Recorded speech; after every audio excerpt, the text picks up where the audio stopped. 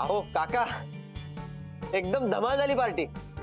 अच्छा, म्हणजे इतकी छान पार्टी झाली की तुम्हाला शब्दात सांगताच येत नाहीये का? काय राघव? हो काका, आता आपली पार्टी म्हणजे धमाल असणार ना. डीजे वगैरे पण होता. डीजे लावलं होतं चक्क. अरे म्हणजे ते डीजे ते गाणंही लावलं असेल ना. अरे डीजे वाले बाबू आवाज बढ़ाओ, तुम्हें तुम्हारी माँ की कसम.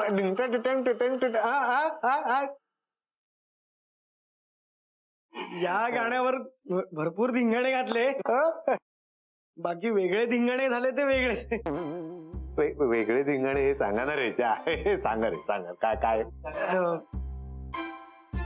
हो काका, काही नाही काका. हा विन्या, गप्पा बस तू. नाही नाही, एवढी नव्हती घेतली मी. ए गप्प बस तू.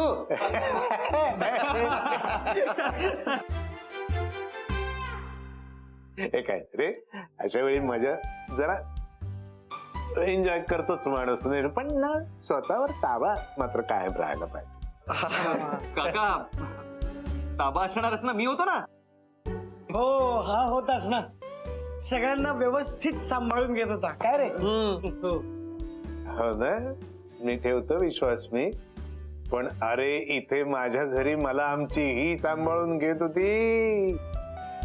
म्हणजे काय, आम्ही सुद्धा पार्टी केली आहे घरी. आणि चक्क आमच्या हिने परवानगी सुद्धा दिली. पण अरे दुर्दैवाने 2 पेक्षा जास्त मोठं मन नाही करता आलं तिला. काका, ताबा पाहिजे स्वतःवर, ताबा पाहिजे. अरे म्हणून मी जास्त एन्जॉय जेवण केलं और कॉस्टली डिशेस केलं होतं विन्या. तुम्ही पाहिजे होतं रे. काका, तुम्हाला आता काय सांगू मी. काय काय आम्ही इतक्या टेस्टी डिशेस खाल्ल्यात ना. पण स्टार्टर्स पर्यंत, पुढचं आम्हाला याला काही आठवत नाहीये. हो का? गप्पा बस तू. अच्छा. एनिवे, मुलींना काही त्रास नाही ना झाला बाबा नो. आणि अहो काय बोलताय काका, आम्ही असताना मुलींना काय त्रास होणार नाही. मग काय खरंय, तुम्हा मुलांवर माझा पूर्ण विश्वास आहे. पण एक मात्र सांगतो, यानंतर आपण पार्टी एकत्र करायची बुवा. सवाल काका, सवाल. चल निघू. सहज आलो तर म्हटलं बघूया तरी या तिघांचं काय चाललंय बाबा. डिस्टर्ब नाही केलं चालेल ना. काका, काही काय बोलताय, तुमचंच घर आहे, तुम्ही कधी येऊ शकता. ओके, थँक्स आठवण करून दिल्याबद्दल. बाय द वे, मी असंही गृहीत धरलं होतं की तुम्ही आमचेच आहात. खरंय का? ओ काका, काही काय बोलताय, आम्ही तुमचेच आहोत. हो ना. अरे मग सिद्ध करा कधीतरी कृतीतून. हो, पुढच्या वेळी आपण एकत्रच पार्टी करू ना. चल, थकला असाल तुम्ही विश्रांती घ्या आणि बंद कर रे. काय ते उघडून बसतो सारखं. Good night. Good night. Good night. ए मला एक विचारायचं गो.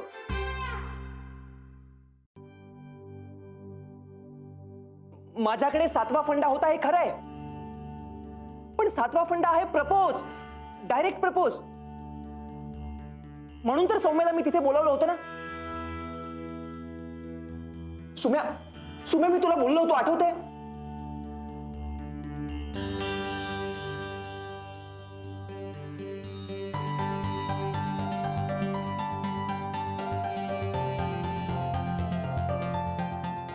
गाईज,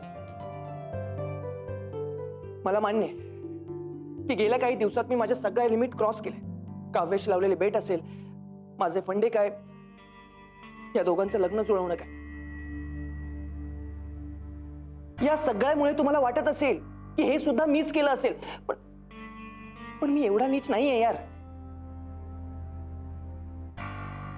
प्लीज माझ्यावरती विश्वास ठेवा.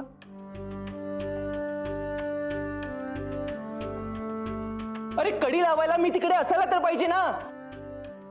मग जर तू तिथे नव्हतास तर मग तू कुठे होतास राघव? कारण आमच्यापैकी कोणासोबतच तू नव्हतास. मी काव्यासोबत. हो, मी तेच सांगते सगळ्यांना केव्हापासून की त्या रात्री तू माझ्यासोबत होता. तू मला रूम पर्यंत सोडलंस, पण त्यानंतर तू कुठे होतास असं विचारतायत सगळे.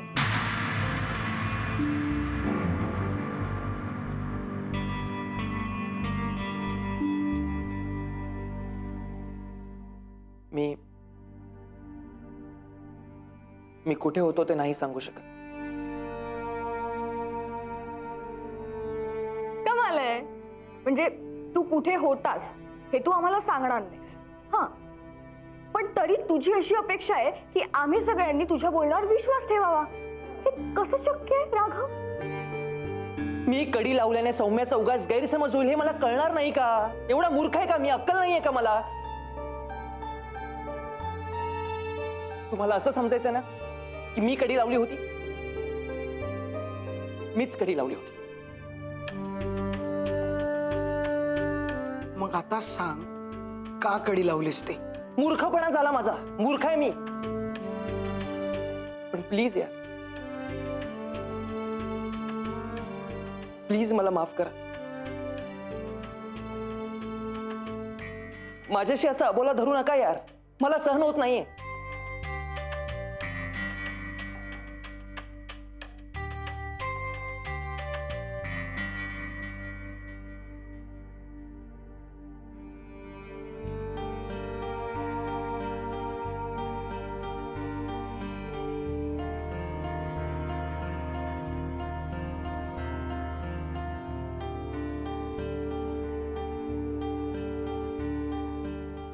ठीक आहे,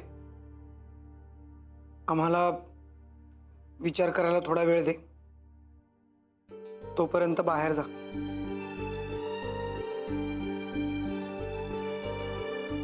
जा जा, थांबू नको इकडे.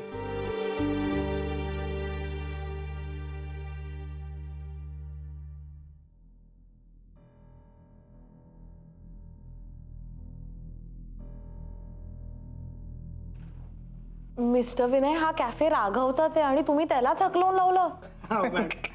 असं आम्ही खूप वेळा बाहेर काढलं त्याला. नॉर्मल आहे.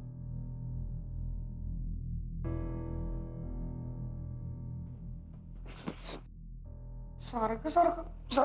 मला काही सुचत नाहीये. हे आपण आता काय करायचंय? मला काय वाटतंय ना, आता त्यांनी त्याची चूक कबूल केली आहे, त्यांनी माफी पण मागितली आहे, सो आपण पण त्याला माफ करूया ना. नाही मॅडम, आपण जर त्याला आत्ता माफ केलं ना तर तो परत तसंच वागणार.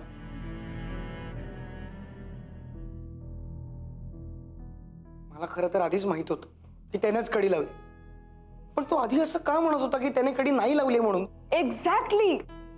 तो ना ट्राय करून बघत होता की आपण नक्की काय रिॲक्ट होतोय. हा,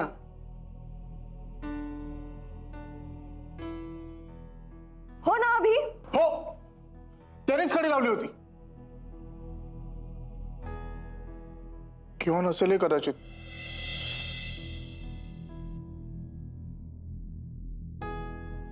मला माहित नाही. मी 6 पेक डाऊन होतो ना, मला काहीच आठवत नाही. तू त्या दिवशी हाफ पेलास. किती आवडत आहेस यार. अरे यार, राघवने खरंच कडी नाही लावली आहे. काव्या, बास झाला तर बास झाला. उगाचच किती बाजू घ्यायची एखाद्याची? अगं, हे सगळं झालं तेव्हा तू झोपली होतीस आणि सौम्या किती चिडली होती माहितीये तुला? मग काय,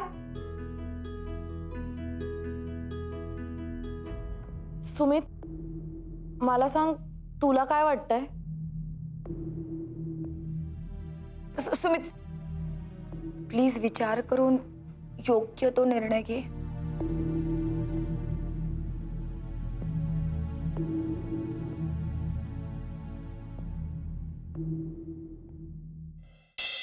मला खूप गिल्टी वाटतं यार. म्हणजे माझ्यामुळे तुझ्यात आणि सौम्यात गैरसमज झाले. मी एकदा सौम्याशी बोलू का? तू जर का एकही नियम मोडलास ना तर तुला खूप भयंकर शिक्षा देऊ आम्ही.